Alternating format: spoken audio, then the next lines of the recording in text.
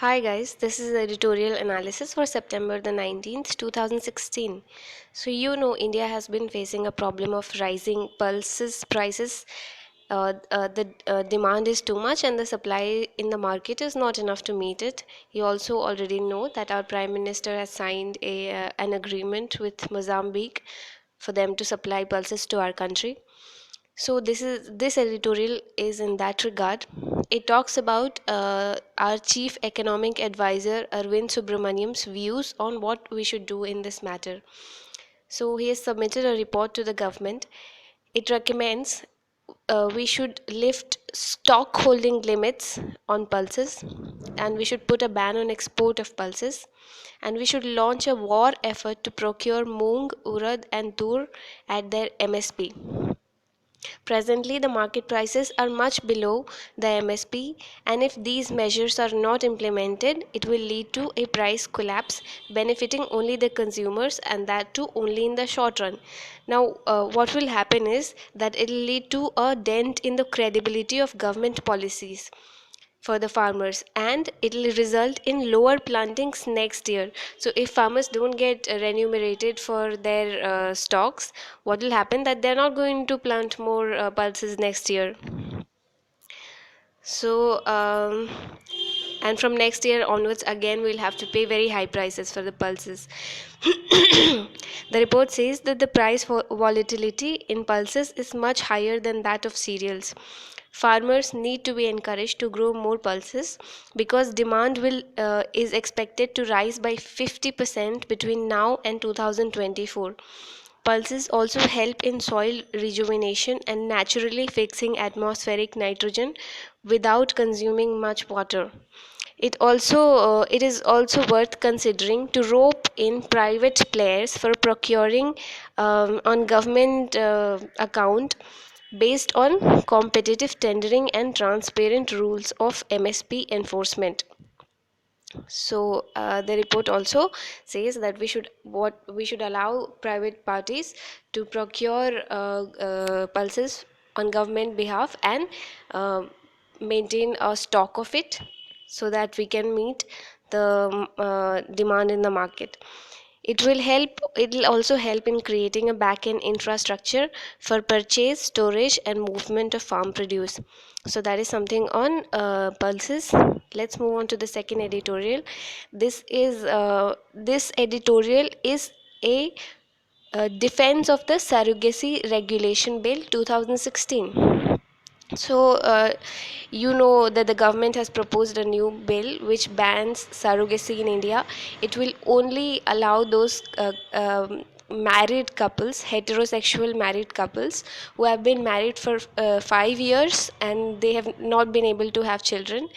So only they can opt for surrogacy in India if this bill gets passed, and that too, the woman who will be acting as a surrogate will be an altruistic surrogate. That means that it'll be sort of a charity work. She cannot get paid for it. So till now I've read a lots of editorials that sort of are against this bill, and some of the arguments that they give, I'm just going to summarize those arguments for you which are against this bill. Some of the criticisms are that if this bill becomes an act, it'll curb the autonomy of women. Everybody has a right to use their body for commercial benefits, so it'll sort of curb their autonomy. That's what the against arguments say. Also, it discriminates against gays, single people, um, and people who are into live-in relationships. So they criticize the government, saying that you can't decide who can have a child and who cannot. Okay, it discriminates against people on the basis of their sexual preferences, which is not correct. Also, it asks couples to wait for 5 years before they could go for altruistic surrogacy. See, 5 years is a very long time. People may realize earlier than that they are not naturally fertile. So, what if they want to go for surrogacy before that? So, this is a very long time to wait. Also, the word altruistic in the bill could be misinterpreted. There is no way of finding out that if the surrogate has been forced into doing this surrogacy or not. So that is one issue. Also, there's no compensation for the surrogate. So we are just assuming that it's a woman's duty to do such things of high morality, and she does not need to get paid for her loss of wages and all. So it's very wrong to assume that she might need money as a compensation of her lost wages during that 1 year while she's pregnant. Secondly, that people want genetic children. What this bill is doing, that it's limiting the scope that surrogacy can be applied to many people, and this will lead to an increase in adoptions. But you can never deny the fact that it is a natural instinct of people to have their own genetic children. So that is one.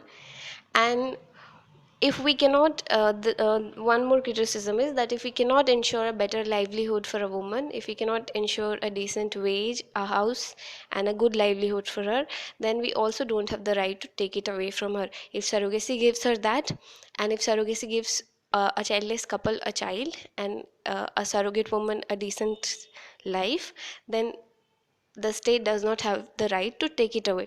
So these are some of the criticisms that I have read in articles before.